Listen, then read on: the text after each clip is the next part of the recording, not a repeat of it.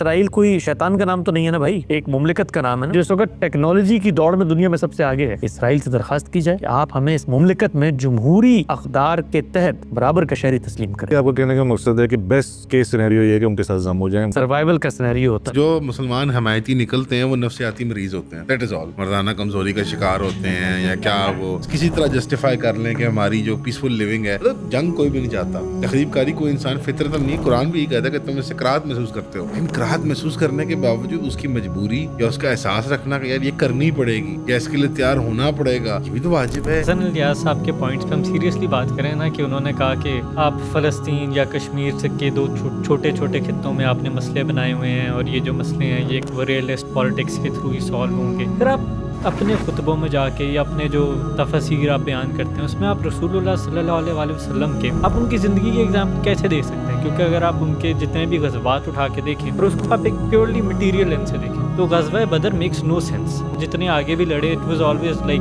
1 2 3، technology wise number wise ہم لوگ ہمیشہ بنیادی طور پہ ایک انسانی جو ایک مردانہ ڈرپوکی جو ایک ٹپیکل جو ایک کاورڈس ہوتی ہے اس کو کور کرنا ایک انٹلیکچوئل فریمنگ کے اندر نہیں۔ اور دوسرا جو انہرنٹ پرابلم مجھے اس تھاٹ سے ہے نا کہ پولیٹیکل مسئلہ ہے، ایز اف کہ ہم نے اس مسئلے کو کبھی پولیٹیکلی سولو کرنے کی کوشش نہیں کی، جس طرح فلسطینیوں نے کبھی انگیج نہیں کیا پولیٹیکلی اسرائیلیوں کے ساتھ یا US کے ساتھ۔